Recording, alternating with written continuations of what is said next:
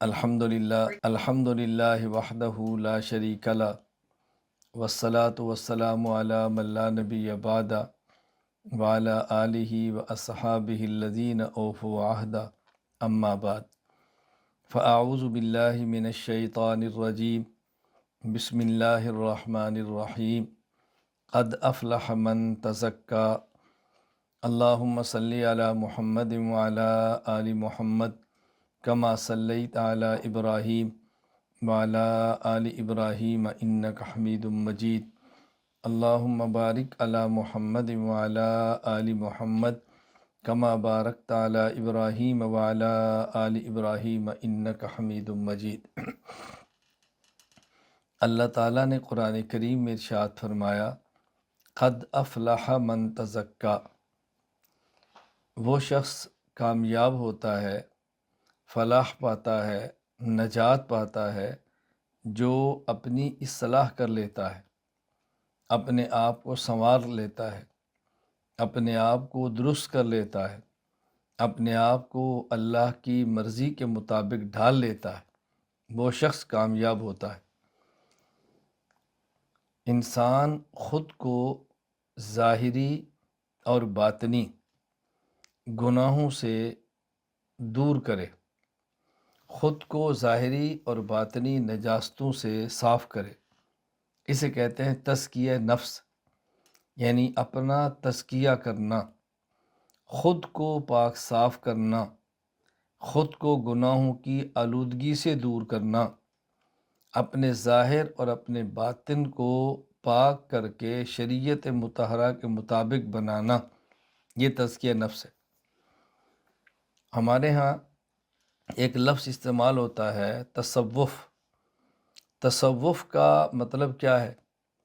تصوف کا معنی یہی ہے کہ انسان تزکیہ نفس کرے، خود کو مسنون اعمال کا عادی بنائے اور خود کو گناہوں سے بچنے کا عادی بنائے۔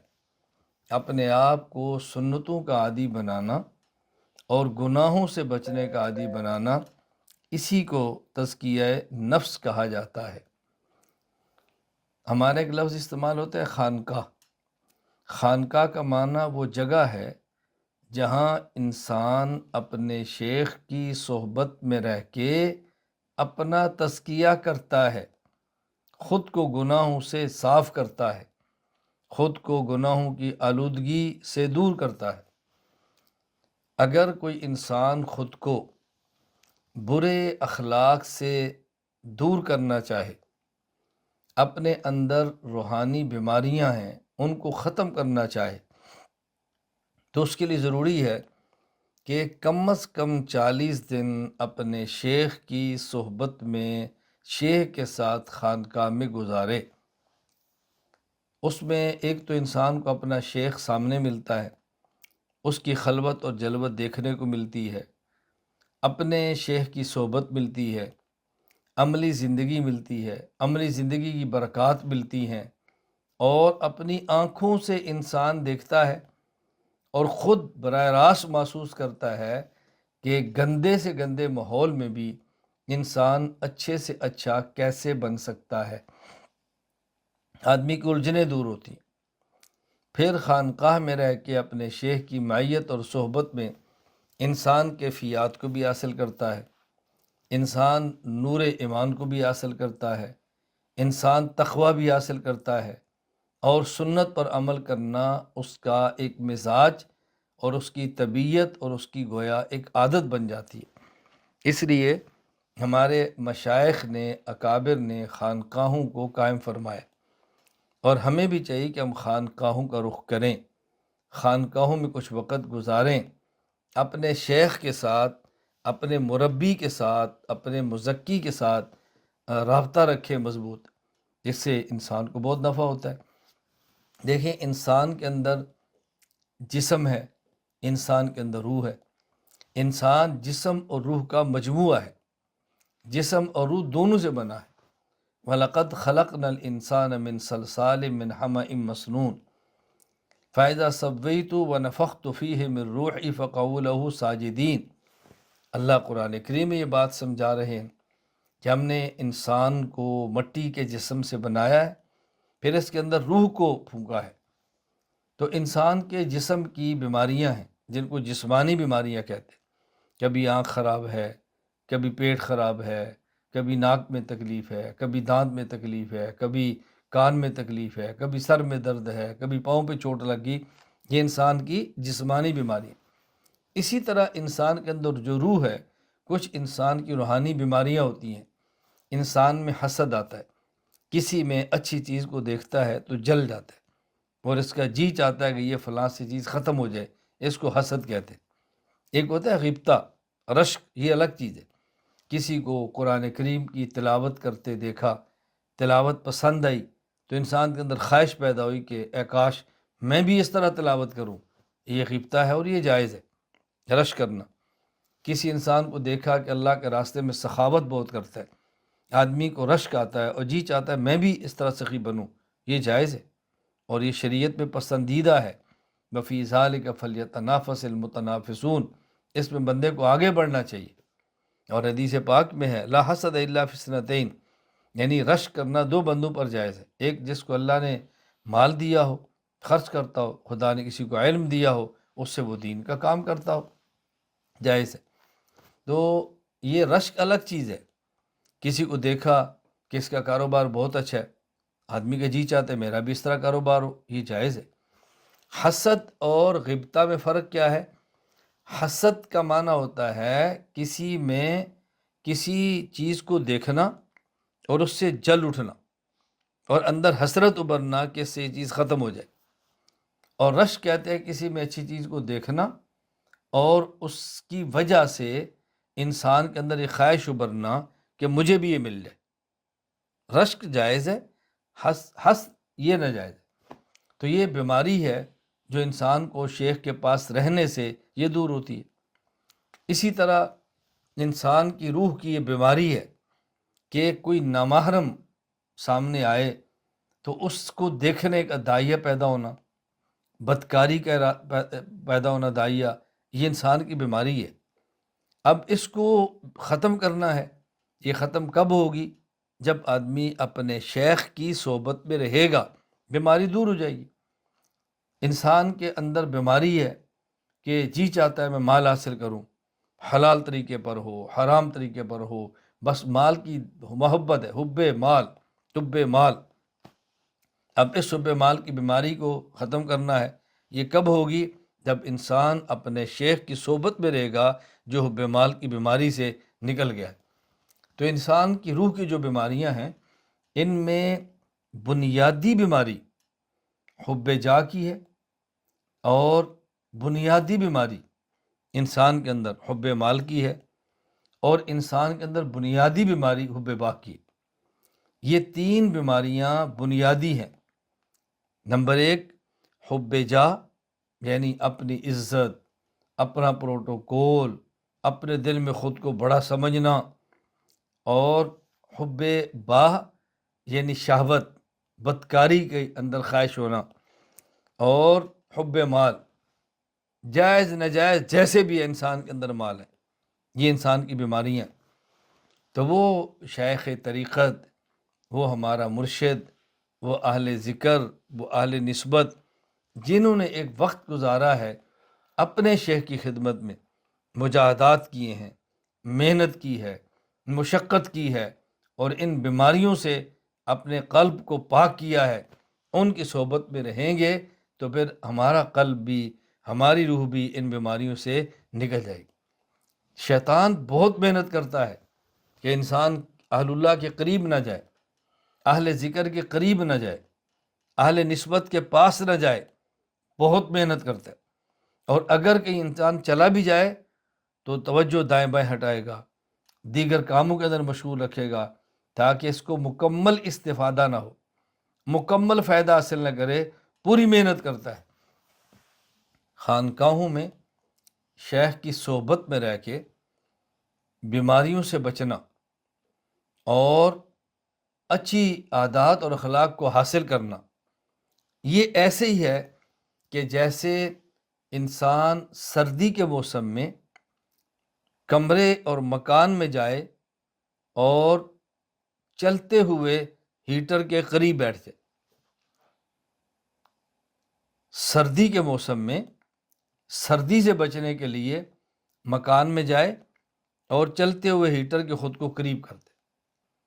گرمی کے موسم میں گرمی سے بچنے کے لیے کسی مکان میں جائے اور چلتے ہوئے ایئر کنڈیشن کے خود کو قریب کر دے۔ تو ظاہر ہے انسان گرمی سے مر رہا ہے یا انسان سردی سے مر رہا ہے، ٹھٹر رہا ہے، تو اگر گرمی میں اس کو ایئر کنڈیشن مل گیا اور بند کمرہ مل گیا، سردی میں اس کو ہیٹر مل گیا اور بند کمرہ مل گیا، تو انسان دونوں موسموں میں سردی اور گرمی کی آفت اور مصیبت سے بچ جائے گا۔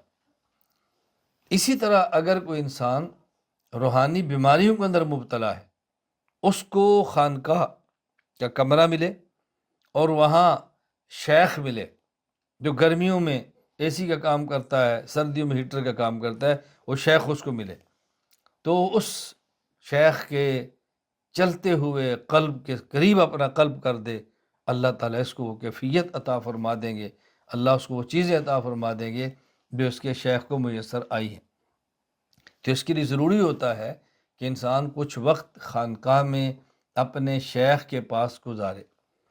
اللہ کا بہت شکر ہے، مجھے بے حد خوشی ہے کہ الحمدللہ انگلینڈ میں یہاں اس وقت جو خانقاہ حنفیہ میں یہ سالانہ دوسرا اجتماع ہے، آپ نے کچھ وقت یہاں گزارا ہے، ٹھیک ہے 3 دن ہے، سال بعد ہے، کوئی حرج نہیں، لیکن نیت کریں جو جہاں اصلاحی تعلق ہے براہ راست ان شیخ سے یا ان کے جو مجاز ہیں، ان کے طرف سے جو مقرر ہیں، ان کے پاس کچھ وقت گزاریں۔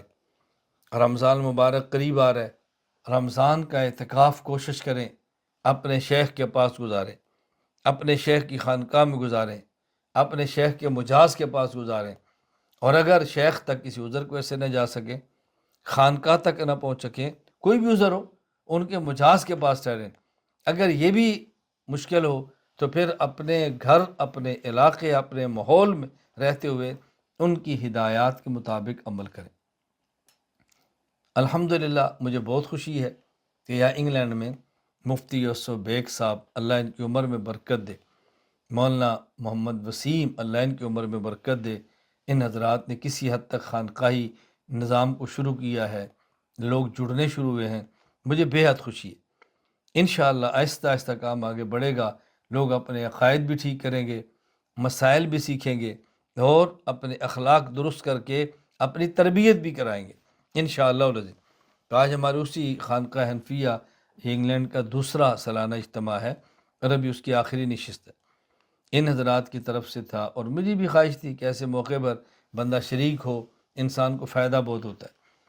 تو ہم نے اپنے آپ کو بری عادات سے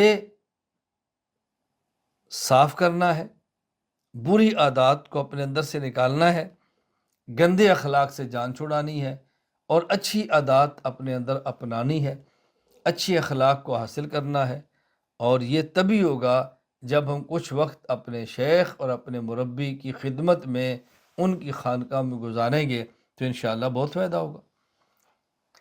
کوئی انسان سردی کے موسم میں باہر ہے، وہ جتنی کوشش بھی کرے گا سردی سے بچ نہیں پائے گا۔ سردی سے بچنے کے لیے کپڑے گرم پہنے گا، سردی سے بچنے کے لیے سوپ پی لے گا، سردی سے بچنے کے لیے چائے، کافی، انڈا استعمال کر لے گا، پھر سردی کا جھٹکا لگے گا، پھر جھٹکا لگے گا، اور یہ سنبھل نہیں پائے گا۔ اور اگر یہی آدمی جو سردی میں ٹھٹر رہا ہے، یہ باہر کی فضا سے بند کمرے میں آئے اور ہیٹر کے پاس آئے، تو اس کو گرم کپڑوں کی حاجت بھی نہیں ہوگی، اس کو سوپ اور یہ چائے اور کافی کی حاجت بھی نہیں ہوگی، ان کے بغیر ہی انسان یہ الحمدللہ سردی سے بچے گا۔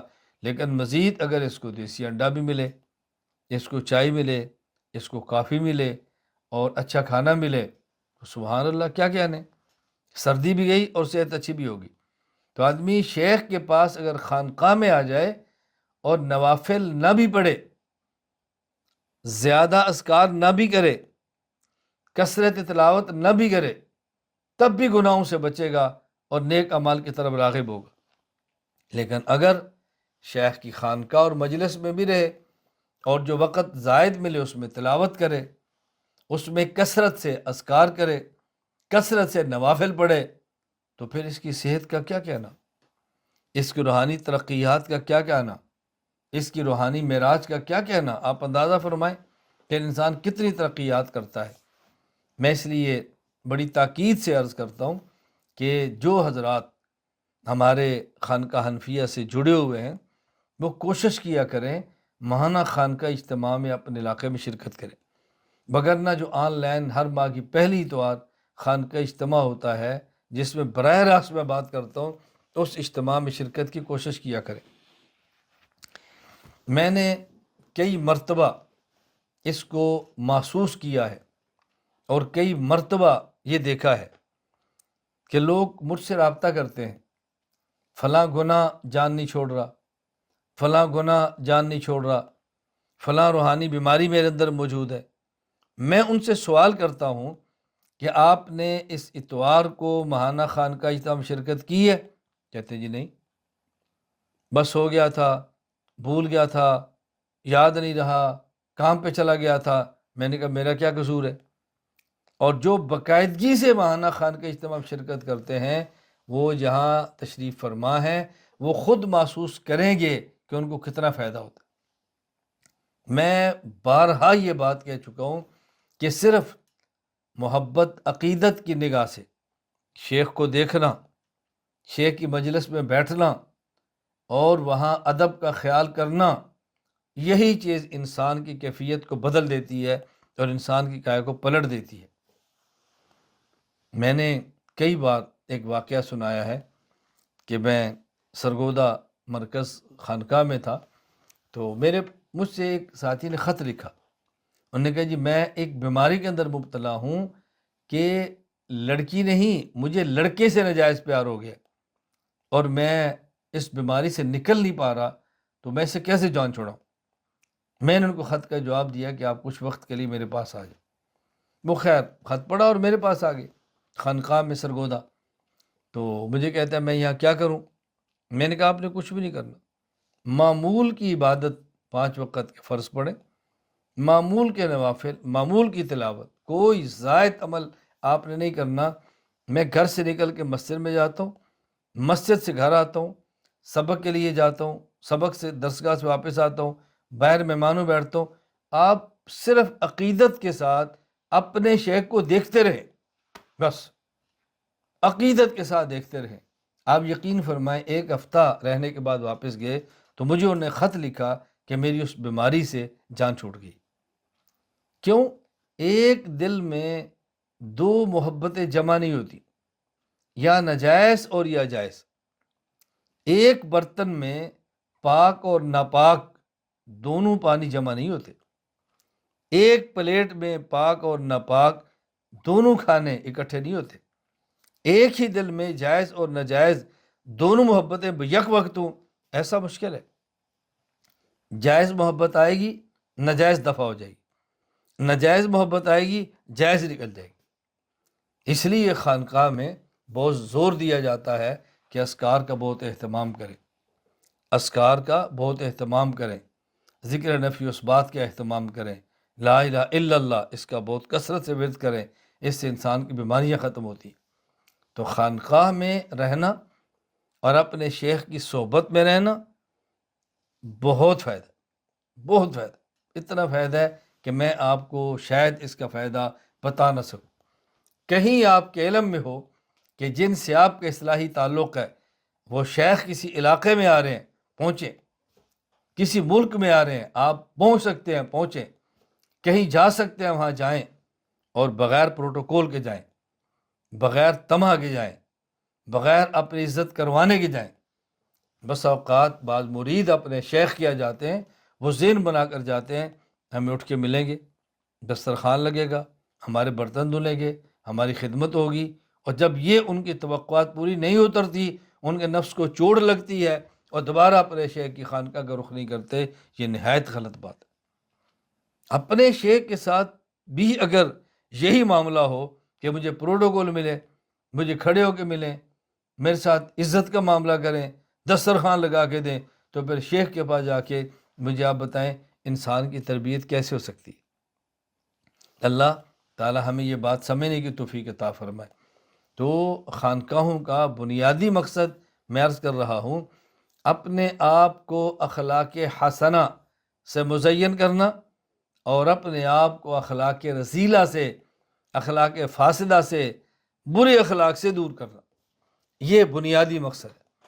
چونکہ اخلاق ان کیفیات کا نام ہے جو انسان کے دل میں جب آ جاتی ہیں تو انسان کو اچھے اعمال کرنے پر ابھارتی ہیں اور برے اعمال سے بچنے پر برانگیختہ کرتی ہیں، یہ اخلاق ہے۔ تو ظاہر ہے ان اخلاق کی کس کو ضرورت نہیں، اس لیے میں نے آیت کریمہ پڑھی، اللہ تعالیٰ قرآن کریم میں فرماتے ہیں قد افلح من تزکا، وہ شخص کامیاب ہوگا جس نے اپنا تزکیہ کیا، اپنی اصلاح کی، خود کو درست کیا۔ اور یہ بات ذہن نشین فرما لیں، جس نے بھی اپنی اصلاح کرنی ہے، جس نے بھی تزکیہ نفس کرنا ہے، جس نے بھی خود کو درست کرنا ہے، اس کے نفس پہ چوٹ لگنی ہے۔ اس نے خانقاہ میں شیخ کی ڈانٹ کو سہنا ہے، اس نے اپنے نفس کے خلاف مشقت برداشت کرنی ہے۔ جو آدمی اپنے نفس کے خلاف مشقت برداشت نہیں کر سکتا، اپنے شیخ کی ڈانٹ کو نہیں سہ سکتا، وہ آدمی اصلاحی تعلق کیوں قائم کرتا ہے؟ کسی شیخ سے بیعت کا تعلق کیوں قائم کرتا ہے؟ کوئی آدمی بیماری کینسر کی ہو، اس کے اندر مبتلا ہو اور ڈاکٹر کے دیے ہوئے سخت نسخے کو استعمال نہ کرے، ڈاکٹر کے دیے ہوئے سخت ترین انجیکشن کو نہ لگوائے، ڈاکٹر کی دی ہوئی نہایت گرم اور کڑوی گولی کو استعمال نہ کرے، یہ کینسر کی بیماری سے نہیں نکل سکتا۔ اس کینسر کی بیماری سے تبھی نکلے گا جب یہ ڈاکٹر کی دی ہوئی سخت گرم گولیاں استعمال کرے گا، ڈاکٹر کی دی ہوئی انجیکشن لگوائے گا، تکلیف برداشت کرے گا۔ تکلیف تھوڑے دن کی ہوگی، راحت زندگی بھر کی ہوگی۔ اسی طرح جب شیخ سے تعلق قائم کریں اور خانقاہ میں جائیں، رگڑے تھوڑے دن لگتے ہیں، نفع عطا حیات ملتا ہے، مشقت تھوڑی ہوتی ہے، فوائد زیادہ ہوتے ہیں، نفس پہ چوٹ تھوڑی لگتی ہے، نفس کو خوشیاں زیادہ ملتی ہیں۔ لیکن ظاہر ہے پہلے چوٹ پھر خوشی، پہلے غم اور پھر خوشی، پہلے تکلیف اور پھر راحت، اس کا اہتمام کریں تو انشاءاللہ ثم انشاءاللہ بے حد فائدہ ہوگا۔ تو خانقاہ کا مقصد سمجھیں، خانقاہ کی غرض سمجھیں، خانقاہ جانے کے فوائد، اس کو اچھی طرح غور کریں۔ خانقاہ کا بنیادی مقصد کیا ہے؟ شیخ کی صحبت میں رہ کر اپنی تربیت کرانا، شیخ کی صحبت میں رہ کے اخلاق حسنہ کو اپنے اندر پیدا کرنا اور اخلاق رذیلہ کو اپنے اندر سے نکالنا، سنت عمل کو اختیار کرنا اور بدعت اور غلط ناجائز عمل سو سے خود کو دور کرنا، یہ ہے خانقاہ کا مقصد۔ اگر خانقاہ میں رہ کر بھی چیزیں انسان کو حاصل نہ ہوں تو بتائیں یہ چیزیں انسان کو کہاں ملے گی؟ اللہ تعالیٰ مجھے اور آپ سب کو عمل کرنے کی توفیق عطا فرمائے۔ تو آپ حضرات تشریف لائے ہیں، اللہ آپ کا آنا مبارک فرمائے۔ خانقاہ میں ہمارے ہاں جن تسبیحات کا اہتمام کرایا جاتا ہے وہ 4 ہیں۔ نمبر 1، تسبیح 100 مرتبہ، ایک تسبیح 100 مرتبہ پڑھنا ہے، جس کو ایک تسبیح کہتے ہیں، وہ ہے ذکر نفی و اثبات، لا الہ الا اللہ۔ آخر میں پڑھ لیں محمد الرسول اللہ صلی اللہ علیہ وسلم۔